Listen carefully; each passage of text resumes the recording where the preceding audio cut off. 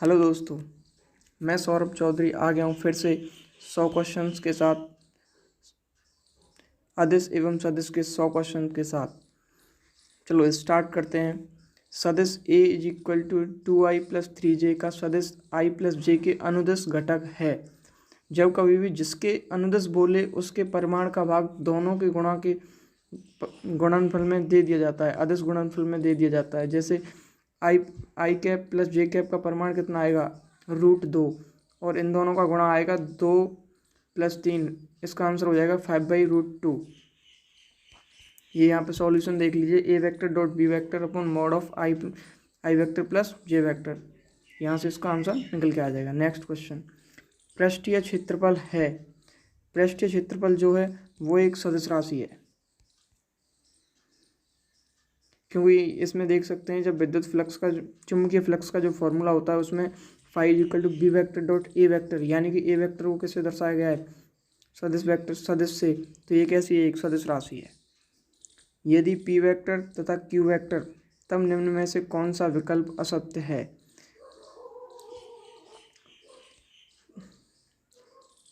निम्न में से कौन सा विकल्प असत्य है, असत्य पूछ रहा है।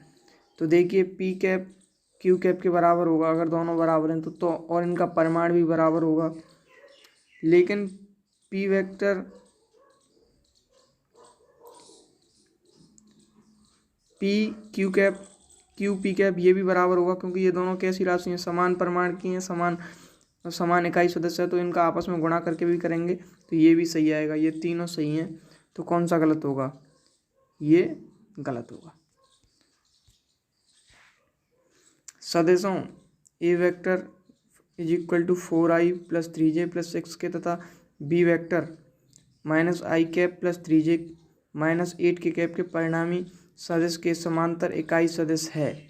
इनका परिणामी निकालेंगे, पहले इन दोनों का योग कर लेंगे। योग करने के बाद इसका जो सदिश प्राप्त होगा उसके परिमाण का भाग उस परिणामी सदिश में दे देंगे, तो हमारा मान निकल के आ जाएगा। देखिए यहाँ पे इन दोनों का परिणामी निकालेंगे, ए वेक्टर प्लस बी वेक्टर, तब आएगा 3i+6j -2k। फिर इसका परिमाण निकालेंगे, 3√3 का स्क्वायर प्लस 6 का स्क्वायर -2 का स्क्वायर। इसका जो आंसर आएगा वो आएगा ऑप्शन नंबर ए। नेक्स्ट, यदि एक कण बिंदु P235 से बिंदु Q345 तक गति करता है तो इसका विस्थापन सदिश होगा। विस्थापन सदिश जब भी निकालने की कहे तो एक्स अक्ष में से एक्स अक्ष को और वाई में से वाई को, जेड में से जेड को घटा के आई जे कैप के साथ लिख देते हैं। तो 3 में से 2 जाएगा तो 1 बचेगा, आई कैप, 1 आई कैप प्लस 1 जे कैप, जेड -5 करेंगे तो 0 हो जाएगा। तो इसका आंसर आएगा ऑप्शन नंबर सी। सदिशों ए तथा बी के बीच का कोण है। जब कभी भी कोण निकालने की कहे तो आपको एक फॉर्मूला याद रखना है, cos θ = A vector dot B vector upon mod of A mod of B. इससे आप इसे आसानी से निकाल सकते हैं। देखिए आगे इसका सॉल्यूशन दिया हुआ है, ए वेक्टर डॉट बी वेक्टर, इनका आपस में गुणा करेंगे तो इनके बीच का जो कोण आएगा वो आएगा 90 डिग्री। नेक्स्ट क्वेश्चन, कोणीय संवेग है। कोणीय संवेग कैसी राशि है, कोणीय संवेग एक अक्षीय सदिश है, क्योंकि जब कोई वस्तु वृत्तीय गति करती है तो उसका जो सदिश होता है वो उसकी गति के अनुदिश होता है। तो वो कौन सा सदिश हो जाएगा, अक्षीय सदिश। व्यंजक 1/√2i + 1/√2j है, तो इसका परिमाण निकालेंगे तो इसका परिमाण आएगा 1/2 √1/2 + 1/2। तो इसका जो परिमाण आएगा वो निकल के आएगा 1। तो इसका करेक्ट आंसर क्या हो जाएगा, इकाई सदिश। नेक्स्ट क्वेश्चन देखिए, यहाँ पे इसका सॉल्यूशन दे रखा है।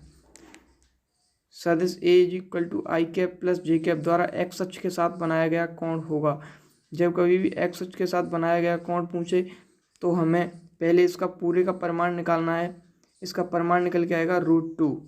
इसके बाद इस एक्स अक्ष के आई का जो गुणांक होगा उसमें उसके परिमाण का भाग दे देंगे। तो इसका गुणांक क्या है, 1/√2। तो इसका मान आएगा cos 45। तो इसका एंगल का मान जो आएगा वो क्या आएगा, 45 डिग्री। सदिशों ए तथा बी के बीच का कोण, इसे भी उसी प्रकार से निकालेंगे। दोनों के अदिश गुणन कर लेंगे और उसमें इन दोनों के अलग अलग परिमाण का भाग दे देंगे। यहाँ पे इसका मान आ जाएगा theta is equal to cos inverse 1। निम्न में से कौन सी राशि सदिश राशि है? तो देखिए दाब क्या होता है? एक सदिश राशि होती है, एकांक क्षेत्रफल पर लगने वाला लंबवत बल। उसी प्रकार पृष्ठ तनाव भी एकांक लंबाई पर लगने वाला लंबवत बल। और जड़त्व आघूर्ण के फॉर्म, जैसे जड़त्व आघूर्ण क्या होता है? इस केंद्र से इतनी दूरी पर निकाल रहे हैं जड़त्व आघूर्ण, तो ये एक पर्टिकुलर डायरेक्शन हो गई, इस डायरेक्शन में हम निकाल रहे हैं, तो ये भी कैसी राशि हो गई? एक सदिश राशि। तो इसका जो करेक्ट आंसर होगा वो होगा इनमें से कोई नहीं। एक सदिश को 3i + j + 2 के द्वारा प्रदर्शित किया जाता है। XY तल में उसकी लंबाई है।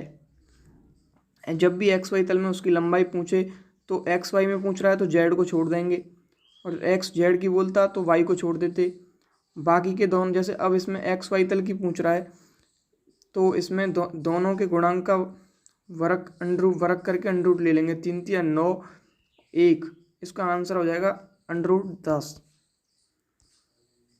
10 न्यूटन के 100 समतलीय बल एक वस्तु पर कार्य कर रहे हैं। 100 बल एक वस्तु पर कार्य कर रहे हैं 10 न्यूटन के। प्रत्येक बल अपने वाले बल से π/50 कोण बनाता है, यानी कि एक कोण अगले वाले से π/50 बनाता है। तो इन बलों का परिणाम ही होगा। तो सबसे पहले आप 100 बल लग रहे हैं, तो एक अगर π/50 बना रहा है तो 100 कितने बनाएंगे? π/50 × 100, तो 5 से एक कैंसिल आउट हो जाएगा, तो यह आ जाएगा 2π, यानी कि कितने का कोण बनेगा? 360 डिग्री का। यानी कि वो वृत्तीय गति करेंगे आपस में, यानी कि उनके बीच कुछ भी विस्थापन नहीं होगा, यानी कि परिणामी बल उनका कितना हो जाएगा? 0। ये यहाँ पे इसका सॉल्यूशन है। सदिश ए वेक्टर एक्स वाई तथा जेड अक्ष के साथ समान कोण बनाता है। इसके घटकों के मान ए के परिमाण के पदों में होंगे। ए के परिमाण के रूप में पूछ रहा है, तो इसका करेक्ट आंसर आएगा ऑप्शन नंबर ए। देखिए इसका सॉल्यूशन, अगर ये एक्स वाई जेड से अल्फा बीटा गामा कोण बनाता है तो हम जानते हैं कि cos square alpha cos square beta plus cos square gamma is equal to 1 होता है। अब इनके तीनों के एंगल बराबर हैं, तो ये तीनों जुड़ के क्या हो जाएंगे? 3 cos square alpha is equal to 1। तो cos अल्फा यहाँ से निकल के क्या आएगा? 1/√3। अब वो पूछ रहा है ए के पदों में, तो ए के पदों में पूछ रहा है तो ए का गुणा कर देंगे, a cos alpha is equal to a/√3। इसका करेक्ट आंसर हो जाएगा a/√3। नेक्स्ट क्वेश्चन, किसी बिंदु द्रव्यमान पर दो बल F1 तथा F2 परस्पर लंबवत दिशाओं में लगते हैं। लंबवत लग रहे हैं, इसका मतलब क्या होगा? उनके बीच कोण कितना हो जाएगा? 90 डिग्री। तो बिंदु द्रव्यमान पर परिणामी बल क्या होगा? तो परिणामी बल का हमें फॉर्मूला याद होना चाहिए। परिणामी बल का फॉर्मूला होता है F is equal to √F1 का स्क्वायर प्लस F2 का square plus 2F1 F2 cos theta. और यहाँ पे cos थीटा क्या है? थीटा 90 डिग्री है, तो ये 0 हो जाएगा। तो इसका जो परिणामी निकल के आएगा वो आएगा ऑप्शन नंबर सी, √F1 का स्क्वायर प्लस F2 का स्क्वायर। ये यहाँ पे इसका सॉल्यूशन दे रखा है। माना A vector is equal to 2i + j, B vector is equal to 3j - k, C is equal to 6i - 2k। तो यहाँ पे आपको सीधा ए का मान रखना है, बी का रखना है, सी का रखना है, और बी में 2 का गुणा, सी में 3 का गुणा करना है। जो भी मान आएगा आप उसे आसानी से टिक कर सकते हैं। दो बल सदस्यों को जिनके परिमाण क्रमशः 5 न्यूटन व 12 न्यूटन है, किस कोण पर जोड़ा जाए कि परिणामी सदिश क्रमशः 17, 7 और 3 प्राप्त हों? देखिए ये बहुत बड़ा क्वेश्चन है और बड़ा ही आसान क्वेश्चन है। इसमें इसने परिणामी बलों के नाम मान दे दिए।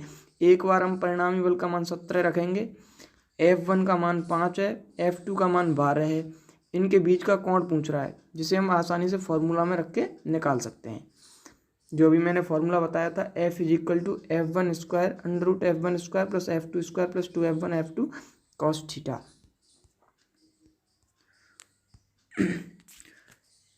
सदिश ए वेक्टर, बी वेक्टर व सी वेक्टर के परिमाण क्रमशः 12, 5 तथा 13 इकाई हैं तथा A vector plus B vector is equal to C vector हो, तो ए वेक्टर व बी वेक्टर के बीच कोण होगा। देखिए इन दोनों के बीच कोण पूछ रहा है। अगर किन्हीं दो भुजाओं का, यानी कि किन्हीं दो सदिशों का अगर वर्ग करके उनका योग तीसरे के वर्ग के योग के बराबर आ जाए तो इनके बीच बनने वाला कोण जो होता है वो π/2 होता है, 90 डिग्री होता है, क्योंकि वो समकोण त्रिभुज बन जाता है। तो यहाँ पे देखिए 12 का वर्ग 144, 5 का पचम 25, तो ये टोटल कितना हो जाएगा 169, और 13 का वर्ग क्या होता है 169, यानी कि ए और बी का योग परिमाण का वर्ग का योग 13 के वर्ग के योग के बराबर आ रहा है। तो एक कौन सा त्रिभुज हो जाएगा समकोण त्रिभुज, तो इसका करेक्ट आंसर होगा π/2। ये आप इसे यहाँ समझ सकते हैं, ए वेक्टर और बी वेक्टर के बीच कोण कैसे निकाला है। ए वेक्टर इज इक्वल तथा बी वेक्टर के परिणामी के समांतर इकाई सदिश होगा। अब इनके परिणामी के समांतर, इनका परिणामी निकालेंगे, पहले इन्हें आपस में जोड़ देंगे। तो परिणामी क्या आएगा 12i + 5j। अब ये 12i + 5j आएगा, तो इसका परिणाम अब निकालेंगे, तो परिमाण निकालेंगे तो √12 का स्क्वायर + 5 का स्क्वायर, जो क्या आएगा 13। तो इसका करेक्ट आंसर क्या हो जाएगा ऑप्शन नंबर बी। सदिश ए वेक्टर तथा बी वेक्टर का परिणामी, हाँ ये अभी मैंने सॉल्यूशन करा ही दिया। किसी कण पर बल एक साथ 4 न्यूटन व 3 न्यूटन के 2 बल लगते हैं, तो कण पर कुल बल होगा। अब आप एक बात ध्यान दीजिए कि इसने बताया नहीं है कि ये जो दोनों बल लग रहे हैं वो समान दिशा में लग रहे हैं या विपरीत दिशा में लग रहे हैं। अगर समान दिशा में लगते होते तो हम इनमें इनका योग कर देते, 4 और 3 7, तो ये कितना हो जाता 7 न्यूटन।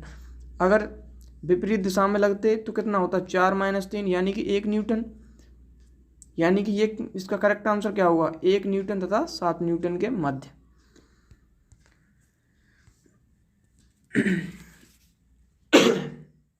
यदि A vector is equal to 4i - 3j तथा B vector is equal to 6i + 8j है, तो A vector plus B vector का परिमाण तथा दिशा होगी। अब इसका परिमाण निकालेंगे तो पहले इनको आपस में योग करेंगे, तो इनका परिणामी सदिश निकालेंगे। तो A vector plus B vector ये क्या जो 10i + 5j, 10i + 5j आ जाएगा। अब इसका परिमाण निकालेंगे तो वो निकल के आएगा 10 का स्क्वायर + 5 का स्क्वायर और पूरे का √। तो इसका जो मान निकल के आएगा वो 5 आएगा। अब यहाँ पे x का मान क्या है 10, y का मान है 5, तो और tan थीटा जब निकालते हैं तो tan थीटा का फॉर्मूला होता है tan थीटा = y/x। तो यहाँ पे y का मान 5 है, y जो होता है वो j का गुणांक होता है, और जो x का गुणांक i का गुणांक होता है वो x होता है। तो 5/10 1/2, तो इसका एंगल आ जाएगा tan 1 1/2। 5 न्यूटन का एक बल ऊर्ध्वाधर से, देखिए यहाँ पे ये कोई अक्ष है, ये क्षैतिज अक्ष है x और ये है y। अब ये बोल रहा है ऊर्ध्वाधर से 60 डिग्री, यानी कि इधर से 60 डिग्री कोण पे एक बल लग रहा है 5 न्यूटन का। तो आप बताइए ये इधर 5 न्यूटन का लग रहा है, तो इधर किसका लगेगा f cos थीटा, यानी कि 5 cos थीटा। इधर क्या होगा 5 sin थीटा। थीटा का मान कितना है 60 डिग्री, और ये किस में पूछ रहा है ऊर्ध्वाधर, यानी कि ये पूछ रहा है। तो cos थीटा का मान 60 डिग्री, 60 डिग्री का मान कितना होता है 1/2, 5 × 1/2, यानी कि आंसर कितना आ जाएगा 2.5। ये यहाँ पे इसका सॉल्यूशन दे रखा है। एक लड़का 400 मीटर × 300 मीटर, यानी कि जिसकी लंबाई 400 मीटर है, 300 मीटर चौड़ाई है, आकार वाले आयताकार पार्क में किनारों के अनुदिश एक समान गति कर रहा है। पार्क के एक कोने से, यानी कि इस कोने से, मान लीजिए उसने इस कोने से चलना स्टार्ट किया और ये दूसरे विकर्ण तय मतलब इस डायरेक्शन में पहुंचता है, तब निम्न में से कौन सा कथन सत्य है। यानी कि इसे मान लिया 400, इसे 300, तो इसकी दूरी कितनी हो जाएगी 400 और 300 700 मीटर। इसकी द्वारा तय की गई दूरी 700 मीटर। हाँ, ऑप्शन नंबर ए सही है। अब विस्थापन की बात करें तो इन दोनों का वर्ग करके जो √ आएगा वो क्या आएगा इसका विस्थापन। तो इसका वर्ग करेंगे 4 × 1600 + 900 2500, 2500 का जो वो निकल के आएगा 2500। तो यहाँ पे विस्थापन जो निकल के आएगा √2500 निकल के आएगा, और 2500 क्या होता है 50 × 50। तो यहाँ पे 50 विस्थापन होता है, लेकिन यहाँ पे दे ही नहीं रखा है, तो ये यहाँ पे आंसर क्या आ जाएगा 700 मीटर उसके द्वारा तय की गई दूरी है। 1600 नहीं, वो 16,000 आएगा, इधर 9,000 आएगा, सॉरी 16,000 और 9,000, तो ये हो जाएगा 25,000। तो यहाँ पे 500 मीटर विस्थापन आएगा। तो ये ऑप्शन नंबर सी भी सही है। यहाँ पे ये दोनों क्वेश्चन सही, ऑप्शन सही हैं। जब 50 न्यूटन, 30 न्यूटन व 15 न्यूटन के 3 बल एक वस्तु पर कार्य कर रहे हैं। अब आपको एक बात बता दूं, जब 3 बल हों और जिनके परिमाण अलग अलग हों तो वस्तु विराम में तो रह ही नहीं सकती, क्योंकि तीनों बल अलग अलग हैं, तो एक दूसरे को प्रभावी दिखाने की कोशिश करेंगे। साम्य अवस्था में नहीं रह सकती, क्योंकि साम्य अवस्था में तो और विराम तो एक ही बात है, एक समान वेग से गति भी नहीं कर सकती, क्योंकि कभी ये दोनों समान डायरेक्शन में पड़ जाएंगे या हमें नहीं पता कि कौन सा किस डायरेक्शन में पड़ रहा है, तो ये किसी न किसी त्वरण से गतिमान होंगे। इसका आंसर हो जाएगा ऑप्शन नंबर डी। यदि P तथा P+Q एवं P-Q के परिणामी, यानी कि इन दोनों का परिणामी और इसके बीच का कोण कितना होगा। अब इन दोनों का परिणामी निकालेंगे तो वो आएगा 2p वेक्टर, और ये क्या है, p वेक्टर, यानी कि दोनों की दिशा कैसी होगी, समान दिशा होगी, तो इनके बीच के कोण कितना बनेगा, 0 डिग्री। एक व्यक्ति 10 किलोमीटर उत्तर तथा 20 किलोमीटर पूर्व की ओर चलता है, तो प्रारंभिक बिंदु से व्यक्ति का विस्थापन होगा। अब आपको बता दूं, ये उत्तर दक्षिण कितने होते हैं, इधर होता है उत्तर ऊपर, नीचे दक्षिण, इधर पूर्व, इधर पश्चिम। तो अब ये क्या कह रहा है, 10 किलोमीटर उत्तर की ओर, 20 किलोमीटर पूर्व की ओर, तो इनका ये प्रारंभिक बिंदु से अंतिम बिंदु की जो हम विस्थापन निकालेंगे वो कितना आएगा, इसका वर्ग प्लस इसके वर्ग का योग और उसका वर्गमूल। तो ये क्या आ जाएगा, 100 प्लस 20 का वर्ग 400, 500, यानी कि 22.36। Option number A is correct answer. सदिशों ए वेक्टर, बी वेक्टर तथा सी वेक्टर के परिमाण क्रम से 3, 4 तथा 5 इकाई हैं। तो ये पिछले वाला क्वेश्चन है, ए तथा बी के बीच का कोण पूछ रहा है, तो इन दोनों का वर्ग, इन दोनों के वर्ग का योगफल इसके वर्ग के बराबर होता है, तो इनके बीच का कोण कितना होता है, π/2। तो 3 3 9, 4 6 16, तो ये कितना होगा 25, और इसका वर्ग कितना आएगा 5 25। तो इसका आंसर, करेक्ट आंसर हो जाएगा ऑप्शन नंबर ए। भिन्न भिन्न परिमाणों के न्यूनतम कितने समतलीय सदिशों का योग 0 हो सकता है। अब इस क्वेश्चन को आप ध्यान से समझिए। देखिए, एक अकेला न्यूनतम बल तो कभी 0 हो ही नहीं सकता। अब वो बोल रहा है न्यूनतम कुछ ना कुछ मान होगा उसका, तो अकेला तो 0 हो ही नहीं सकता। लेकिन भिन्न भिन्न परिमाण के लेने, यानी कि एक हमने 2 ले लिया, अब हम 2 मान के चलते हैं, माना कि 2 से हो सकता है, तो 2 से लेंगे, तो 1 ले लिया हमने, 2 1 3, क्योंकि भिन्न भिन्न की बोल रहा है तो भी 0 नहीं हो सकता। हाँ, अगर हम तीसरा एक और ले लें, ये दोनों एक डायरेक्शन में, ये इनके अपोजिट में, तो 0 हो सकता है। तो इसके लिए मिनिमम कितने होने चाहिए, ऑप्शन नंबर बी, यानी कि 3 कम से कम भिन्न भिन्न परिमाणों के समतलीय सदिशों की हमें आवश्यकता होगी, मिनिमम 3 की। 10 न्यूटन के 5 एक समान बल एक बिंदु पर आरोपित किए गए हैं तथा सभी एक ही तल में हैं। यदि उनके मध्य कोण बराबर हो तो इनका परिणामी होगा। जब कभी एक समान बल एक बिंदु पर आरोपित किए जाएं तथा सभी एक तल में हो तो उनके मध्य कोण बराबर हो। जब एक ही तल में लग रहे हैं तो उनके मध्य कोण तो बराबर होगा ही, 0 डिग्री। तो इनका जो परिणामी निकल के आएगा वो आएगा 0। हमेशा आपसे कितना भी बड़ा क्वेश्चन दे दे ऐसे, उसका आंसर 0 ही आएगा। अब ये क्या बोल रहा है, C vector is equal to A vector plus B vector, इसमें कौन सा सही है। तो मैंने अभी बताया था कि ये क्या है, ये एक समकोण त्रिभुज को दर्शाता है, समकोण त्रिभुज को, जहाँ पे ए ये हो गया, बी ये हो गया, सी ये हो गया। तो सी का जो परिणाम होता है वो हमेशा ए से और बी से बड़ा होता है, तो सी हमेशा ए से अधिक है। तो ये ऑप्शन नंबर ए सही है। सी ए से कम हो सकता है, नहीं हो सकता, ये गलत है। सी हमेशा ए प्लस बी के बराबर होगा, ये भी नहीं कह सकते। इनका परिमाण बराबर होता है, ना कि इनके सदिश बराबर होते हैं। तो इसका करेक्ट आंसर होगा ऑप्शन नंबर ए। 2 सदिशों 6i प्लस 7j तथा 3i प्लस 4j के योग से प्राप्त सदिश का परिमाण होगा। तो इन दोनों का योग करेंगे पहले, तो 9 9i प्लस 11j, 9 का वर्ग 81, 11 का 121 रूट, तो ये इसका टोटल आ जाएगा √202। दो बलों जिनमें प्रत्येक का परिमाण f है का परिणामी भी f हो तो दोनों के बीच बलों के बीच का कोण कितना होगा। देखिए मैंने फॉर्मूला आपको बताया था कि परिणामी बल F इज इक्वल टू होता है या F इज इक्वल टू या R इज इक्वल टू होता है F1 का स्क्वायर प्लस F2 का square plus 2F1 F2 cos theta. अब यहाँ पे देखिए A का मान भी F है, B का भी F है, यानी कि F1 F2 और कुल जल परिणामी जो बल है उसका मान भी F है। तो इन R की जगह F रखेंगे, A की जगह F, B की जगह F रखेंगे, तो cos theta by two is equal to 1/2 आएगा। तब थीटा का मान आएगा 120 डिग्री। इसे आप आसानी से निकाल सकते हैं कैलकुलेशन करके।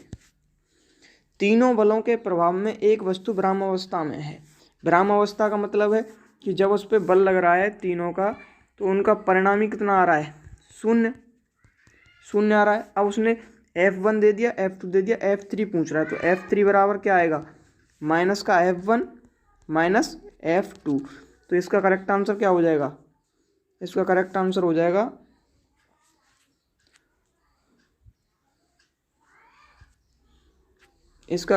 हो जाएगा ऑप्शन नंबर डी। दो सदिशों P तथा Q के परिणामी के अधिकतम तथा न्यूनतम परिमाणों का अधिकतम का मतलब अधिकतम कैसे निकालते हैं, P plus Q is equal to दे रखा है 3, P minus Q is equal to दे रखा है 1। तो इन दोनों को सॉल्यूशन करेंगे तो 2P इज इक्वल टू 4, तो P का मान क्या आएगा यहाँ से 2, P का मान यहाँ से 2 आएगा और Q का मान आएगा 1, तो P is equal to 2Q, ये यहाँ से निकल के आ जाएगा। नेक्स्ट क्वेश्चन, यदि सदस्यों P Q तथा R के परिमाण क्रम से 5, 12 तथा 13 हैं तो ये बनेगा तो समकोण त्रिभुज। वही पहले वाला क्वेश्चन है, मगर इस बार उसने कुछ अलग पूछा है, Q तथा R, ना कि P तथा Q के बीच। P तथा Q के बीच नहीं पूछा, Q तथा R के बीच पूछा है। तो देखिए ये हमारा समकोण त्रिभुज बन गया। इनमें से इसे 5 मान लीजिए, इसे 12, तो ये होगा 13। तो ये हो गया। अब ये हमसे पूछ रहा है